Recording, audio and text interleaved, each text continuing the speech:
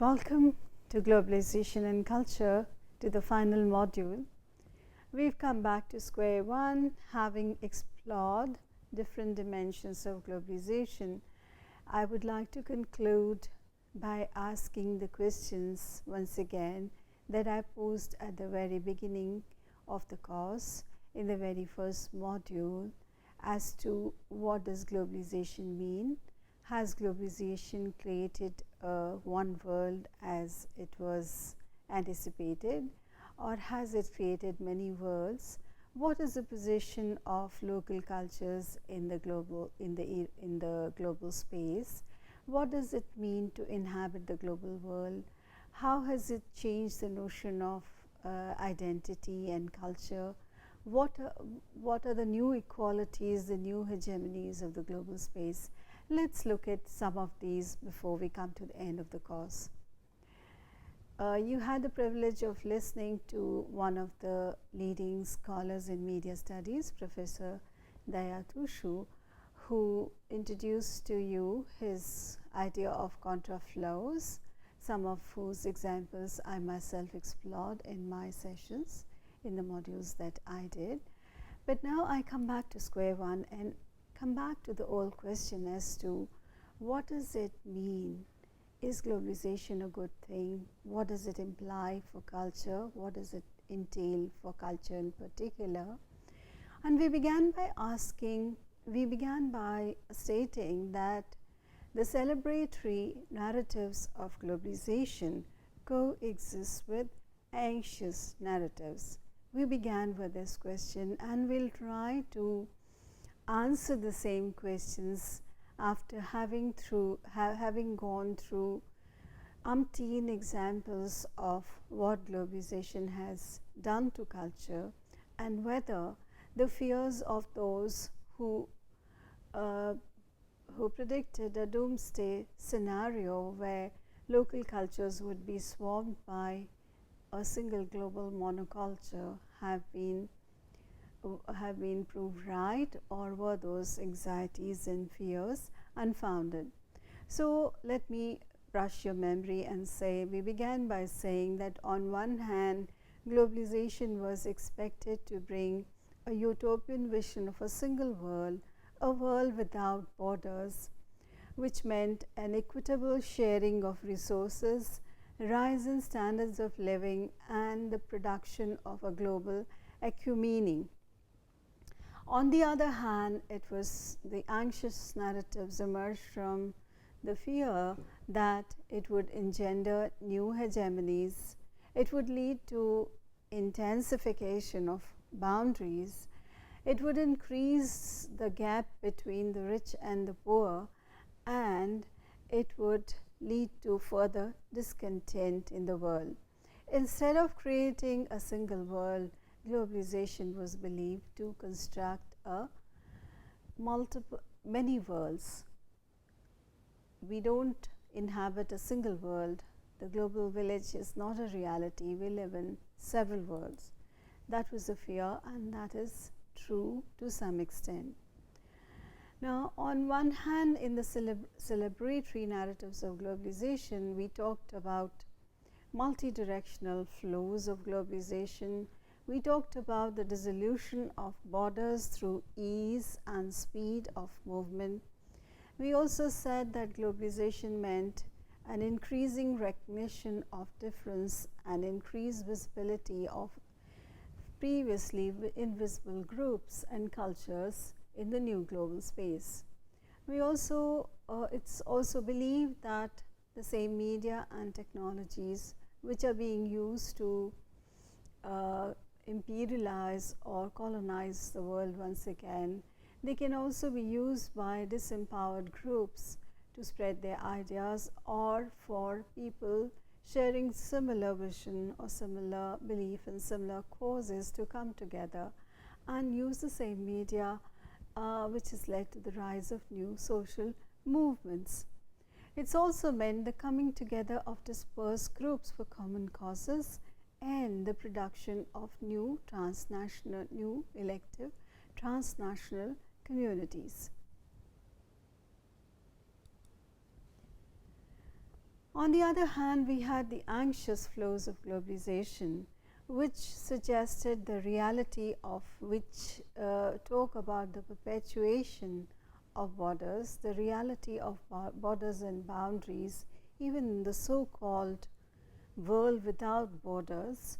They spoke about, they talk about the reification of difference, the rise of global terrorism, and the consolidation of primordial identities. They also mentioned the new machineries of surveillance and control, which are global in nature. Now, Benjamin Barber, whose book I mentioned right at the beginning of my lectures, Jihad versus McWorld, speaks of two colossal forces dominating our lives today. The first force is that of McWorld, and the other force is that of Jihad.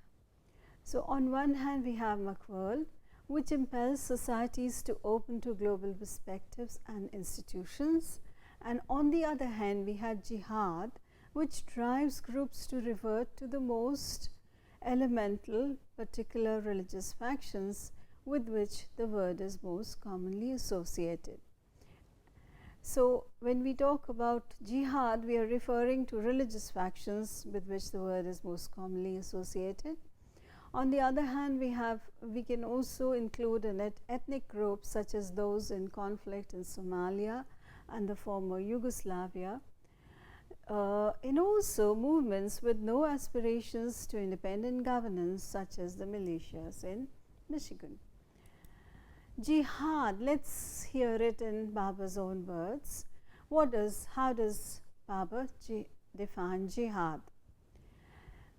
So I began by saying that globalization is commonly understood as homogenization, and I said at the very beginning that homogenization is set off by a counter movement, which is fragmentation or increasing recognition of difference.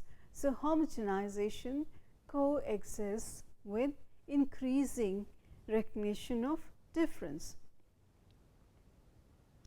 Barber has put the same idea in a more catchy and a more memorable metaphor by naming these fragmentary forces Jihad and the homogenizing forces McWorld. How does he define jihad? Let's look at Barber's own definition of jihad. The first, he's talking about the two counter movements, and he says that the first is a retribalization of large swaths of humankind by war and bloodshed, a threatened Lebanonization of national states in which culture is pitted against culture, people against people, tribe against tribe, a jihad in the name of 100 narrowly conceived faiths against every kind of independence, every kind of artificial social cooperation and civic mutuality. Now we move to his definition of McWorld. And how does he define McWorld? Barber defines McWorld as a second movement. The second is being born on us, he says, by the onrush of economic and ecological forces that demand integration and uniformity, and that mesmerize the world with fast music, fast computers, and fast food, with MTV, Macintosh, and McDonald's pressing nations into one commercially homogeneous global network, one McWorld tied together by technology, ecology, communications, and commerce. So the celebratory narratives have so far emerged in connection with McWorld, and we talk about a homogeneous global network which is created by technologies, by ecology, by communications, and by commerce, but it's a commercially homogeneous global network created by the globalization of the economy. But at the same time, the planet is falling precipitously apart and coming reluctantly together at the same moment. So they're not the forces coexist. So on one hand we have a retribalization of large swaths of humankind, and we have culture being pitted against culture, a jihad, a holy war being fought in the name of narrowly conceived faiths and identities. On the other hand, we inhabit one commercially homogeneous global network, and these movements are simultaneous. They are so Baba uses these images of Disneyland, Coca-Cola, Barbie, Shaquille O'Neal to talk about this, to talk about McWorld, and he uses the metaphor of the Babel, Ayatollah, Babushka, Sheikh Omar Abdul Rahman to talk about Jihad. So again we come back, let's try to understand what is McWorld and what is Jihad. Let's look at it like this, as someone says, leading another scholar who's tried to interpret Baba's idea of McWorld and Jihad, says that integrationist pressures of international capitalism, global communication systems, mass advertising campaigns, all forces which Baba argues due to intergroup diversity. So it's like akin to McDonald's. What McDonald's does across the globe to 20 million customers a day mesmerizes people with uniformity, speed and efficiency, and that's the aspect of globalization which excites, which is very exciting for a lot of people in the world, particularly the youth, particularly the young people in the world, who are very excited by this universe which is characterized by uniformity, speed and efficiency, and works on the principles of McDonald. And this world presses nations into one homogeneous global theme park, one McWorld tied together by communications, information, entertainment, commerce. So one homogeneous theme park. And concurrent with the international pressures of McWorld, however, are the reactionary and divisive efforts by groups to separate themselves from the larger communities to which they had been previously been connected, to retribalize previously integrated societies, and to balkanize pre-existing nation states. So the whole world seems to be turning topsy-turvy. On one hand, we have a landscape, an undifferentiated space produced by globalization, in which everyone lives, everyone works in similar organizations, lives in similar houses, works in identical office spaces, eats similar food, listens to similar music, and this undifferentiated space of globalization, which is epitomized by the shopping mall, the airport, the space, the no spaces, as someone says, of the airport, of the shopping mall, of the high-rise, and of the multi-storied office complexes. This undifferentiated space, nevertheless, is differentiated through the return of ethnicity and culture. So through the return of ethnicity and culture, this undifferentiated space is marked, it becomes differentiated. And this perhaps it's the anxiety generated by the no space of globalization, as people find their own cultures and identities being eroded by this panorama of facelessness and namelessness. There is a contradictory, there's a paradoxical desire to cling to their own identities, to return to specific, very particular, very specific roots, very particular cultures and identities, to anchor themselves in a very particular culture in the global space, which is nameless and faceless.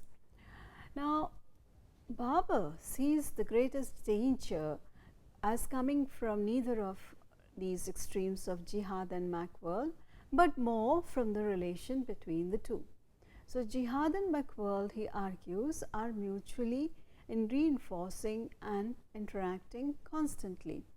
The image that the author suggests to capture the world of the late 20th century is therefore the machete-wielding Hutu, neither the Hutu nor the KFC restaurant in Xi'an, China, but instead the Serb sniper tapping his Reeboks to Madonna on his Sony Walkman as he picks off the Muslim inhabitants of Sarajevo. So, they are not mutually contradictory words, they seem to be connected.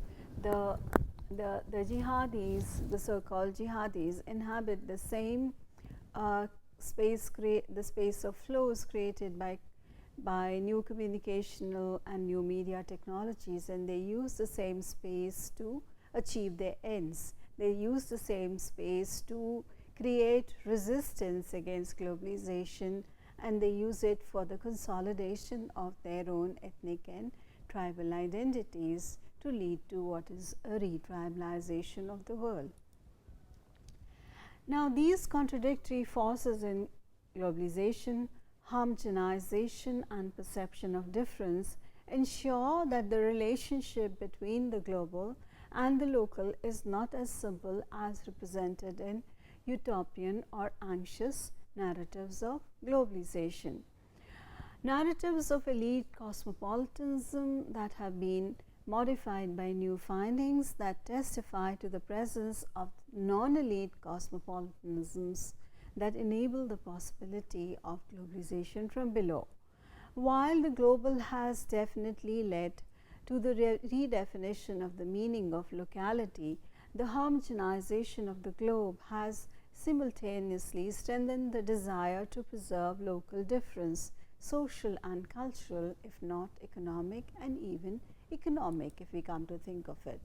So, we could conclude by saying that globalization has not really led to the erosion of cultural difference. It has in fact made cultural difference more visible. Instead of eliding local cultures or eroding local cultures and identities, globalization has led to the reinvention or the transformation of locality. And these transformations of locality are visible as much in the attempts to protect local cultures against the onslaught of the global as in the internationalization of business, education and economy. They produce, on the one hand, nostalgic narratives of tradition as reflected in the popularity of the Hindu family values in Bollywood film or themed restaurants in Mumbai and Bangalore, but also a return to religion as evident in the satsang gatherings in multinational offices and to traditional practices such as yoga and vastu. The homogenizing global wave is therefore set off by the re-emergence of the local in such a manner that the local itself becomes the global and the global local. With this, I come to the final idea that I am going to introduce in this entire course, of which we have seen several examples, and we did use the term as well occasionally. The idea of globalization, contesting the idea that globalization is a process that overrides locality. Roland Robertson points out that what is local is in large degree constructed on a trans or superlocal basis. The term local or globalization migrated from the Japanese term dokakuka, I hope I am pronouncing it right, or the adapting one's farming principles to local conditions to Japanese business practices in the 80s and became a buzzword in the 90s. Robertson shows that the relationship between the local and the global had become increasingly salient in a wide variety of intellectual and practical contexts. Instead of looking at globalization in tension with the local, as many have, Robertson concludes that the local is in the global just as the global is in the local. So let's give the final word to Robertson. The local is in the global and the global is in the local. I would like to conclude by summing up what we have done in this the course of these 40 units spread across 8 modules to refresh your memory and also to see how most of the examples that we used during when we were discussing the cultures of globalization, we were in fact illustrating several of the concepts that we learned in the first module. So in the first module, I introduced you to the idea of globalization. I took up several competing definitions, several competing and intersecting definitions of globalization from some of the leading theorists of globalization, and looked at globalization from the communicational, the political, the economic, and the cultural aspect. I concluded the first module by introducing the idea of homogenization and fragmentation and the idea of cultural imperialism and the fear, the anxiety that globalization, or which was understood as homogenization, was flattening the world and was feared to lead to the erosion of local cultures and identities.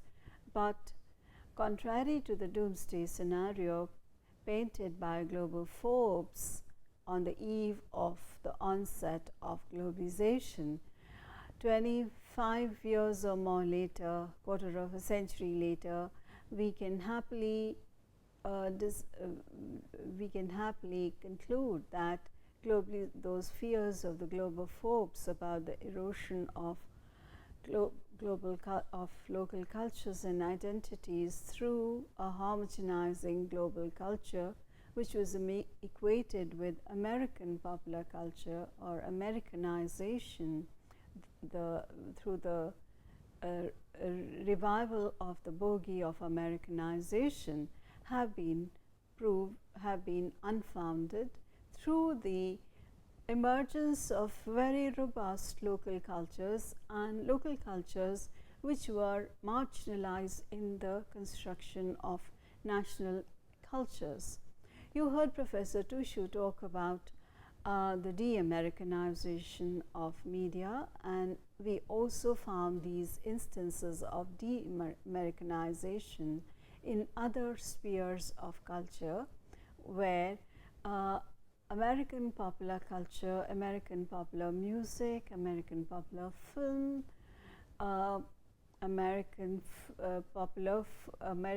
fast food had to compete with local cultures, and taking up the particular case study of one particular locality in the global space, namely India, very globalized India, I tried to show you how this fear of a global monoculture invading India was utterly unfounded, because the beginning of globalization not only not destroy the local cultures, but it actually led to the revival of several folk cultures and the globalization of South Asian popular cultures.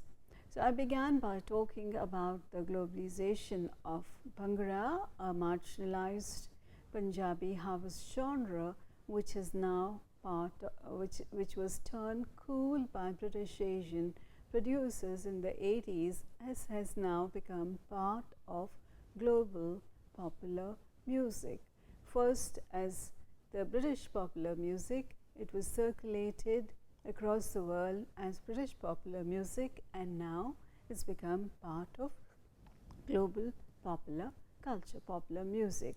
From Bhangra we moved to remixes, we talked about world music, we talked about other genres, other folk music such as devotional and folk music like the Sufi music, the Qawwali of Nusrat Fateh Ali Khan, and the Baul music from Bengal.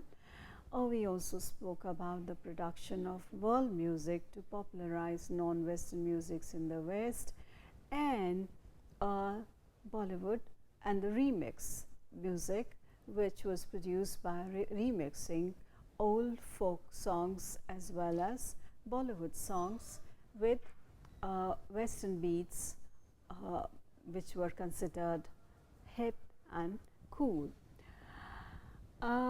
Now, the biggest counterflow or contraflow from South Asia, in addition to Bhangra, has been of Bollywood. So we can talk about the two B's of contraflows, Bhangra and Bollywood, which were in which the big B played a leading role through his popularization of Bhangra in his films. And now Bollywood has become a decontextualized signifier. It has no longer any association with India, even though it refers to the popular commercial film industry, particularly the Hindi film industry, but also films in other languages. It ceased to be attached to India because Bollywood has now become part of a style of filmmaking which is being used by filmmakers across the world, and not only as a visual culture, but also Bollywood media assemblages, as I mentioned, have generated an entire cultural industry ranging from music to fashions and even food and lifestyles across the world, on which not just diasporic communities but also other non-South Asian communities converge to produce their identities. We spoke about Indian fashions, the travels of Indian fashions to the global north, which began with Bollywood fashions initially, but also how Indian designers and Indian styles, Indian cuts, Indian fabrics, particularly adornments such as henna, bindi, nose rings, saris have now become a rage in the West, courtesy celebrities like Madonna and political figures like Cherie Blair and several other the other first ladies of UK and US, who, in addition to fashion models and chacho hosts who sported the sari, a sari has entered the fashion vocabulary of the global world. Indian food is the most important example of the globalization of culture, and not just Indian food, but the reverse flows of food to India and vice versa, when chicken tikka masala is jokingly referred to as British national dish because of the popularity of Indian food in Britain. And one can find Indian restaurants across the world, not only in New York in Britain, but in New York, Toronto, and also Korea, of all places. So one can find vegetarian, and also the cult for vegetarian movements and spicy Indians has increased the cult for Indian food overseas. Religion and yoga are part of an earlier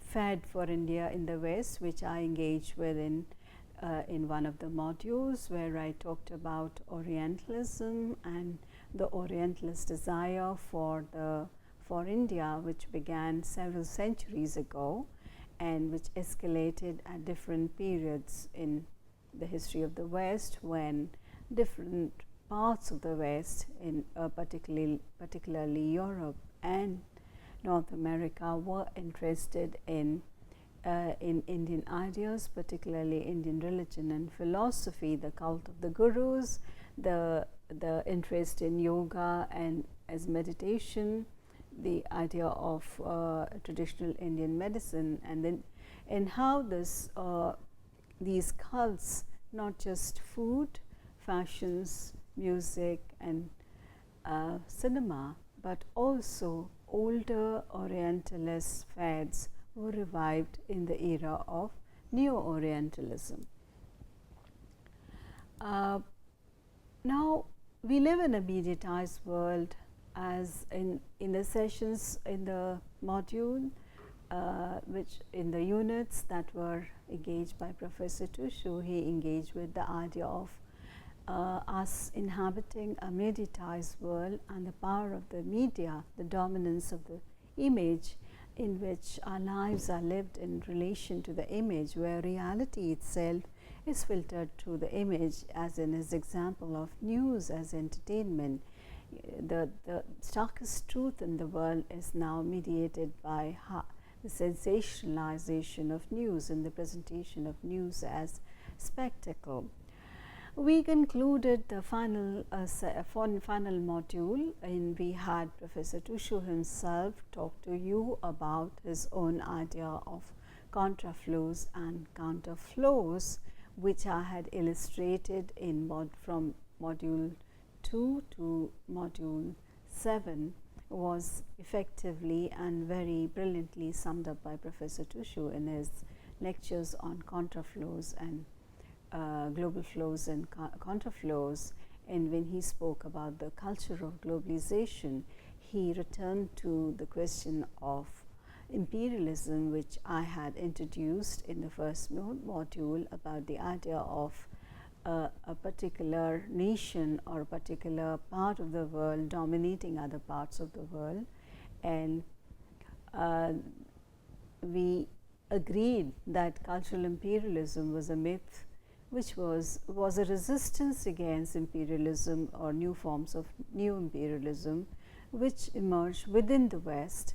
And happily for us, cultural imperialism is being deflected by the very vivacious, very live cultures that are flowing from the global non-West to the global West. So I conclude by asking, this should lead to, together we have tried to present a very positive image of globalization and how the counterflows of globalization deflect and resist the homogenizing wave of globalization. And yet there is something amiss, because these celebratory narratives of the flows of culture, as it emerged in the last module also, the soft power of India or the soft power of Bollywood cinema, hasn't really ended the real war between India and Pakistan. It hasn't really ended hostilities. So culture does have a place. Culture has been globalized and is a cause for jubilation. There is a room for local cultures within the space of global culture, so much so that today we cannot talk about a particular global culture. We can only talk about cultures of globalization. And these cultures of globalization include not only cultures of the global north, but as we saw, cultures of the global south, and some very marginalized local cultures which have now become globally visible and now have come to be regarded as cultures of globalization. Cultures which have been produced by non-elite migrants, by non-elite and even rustic migrants who have, through their amazing creativity, they have been able to bring their very hidden local cultures on the world map, such as chutney music or baul music or bhangra music, as we saw. But it's not the final question that we need to ask is, okay, we have counterflows, and the flows of globalization are not unidirectional, they are multidirectional. But what do these flows achieve? What is at the end of it? Who consumes these cultures? Does it allow for local cultures to stand on their own? What happens to local cultures when they get globalized? That's the final question, and we have been talking about the decontextualization of local cultures and identities. We've been talking about the deterritorialization. So when one takes a harvest dance from a village and produces it in a nightclub, it's disengaged, it's decoupled from its originary context, and it's imposed on a new context. In a new context, it's deterritorialized. Does it get re-territorialized? In the case of Bhangra and several other musics we saw, it does get re-territorialized. It changes its functions. Instead of being used in the production of a harvest rite, it's used in the production of diasporic identities. So these local cultures now circulate as free floating signifiers, which might be appropriated by any group, not their original producers, not their places of origin, but by anyone anywhere in the globe, which is a very exciting development and can acquire new significations, as we saw in the case of Bhangra, or we saw in the case of the tawdry, disavowed culture of Bollywood, which is again used, which is now claimed as our culture by diasporic groups. But what is a cause for concern is the difference itself. While we said that in the pre-globalization era, difference was expected to assimilate into the same, globalization, the era of globalization enables difference or different identities and culture to coexist with this homogenized global culture, and in fact makes that difference, exoticizes difference, as we saw in the case of world music or Bollywood music or even Bhangra music, how it becomes part of the new Indo-Chic, how India is once again turned into an exotica. So these local cultures are once again at the service of, they are used to say, Western consumerist desires, global consumerist desires, and the most hidden spaces of the self are now exposed to the gaze of the global voyeur. Not only that, the difference which is used by people to construct themselves, their cultures and identities, now it's at the service of global capitalism, at the service of a global music or global film industry or global popular cultural industry, which reifies, which turns these differences into a commodity. So whether it's the devotional music which is meant to be performed in a Sufi shrine, or whether it's a harvest rite, or the most sacred symbols of Hindu identity, they are commodified to market goods and market music, cinema, music videos and celebrities. So this reification of difference makes us wonder, okay, global local cultures have become doubly or very visible in the global cultural space, but this visibility of global cultures, that visibility comes along with appropriation. So this increased visibility that local cultures have received, which we've been talking about, has been matched with the reification of local cultures through their incorporation into a commodified global culture. So Aishwarya Rai beaming down from a hoarding in New York City hasn't really solved the problem of people starving on the streets of India, because there are still locals and there are still locals who are left out of this. There's one group of locals which is at the service of global consumers, whether as migrant workers or whether as producers of music and dance and cinema, whereas there's another group of locals which is outside this wired world, which is outside this cosmopolitan world created by globalization, and still don't have 2 square meals. So on that disquieting note, I would like to conclude this course on globalization and culture, and I hope that the introduction, the very cursory introduction I gave you to many of the movements that have emerged in the era of globalization would incite you to think about these issues, in addition to transforming to thinking about the kind of world that we all inhabit today.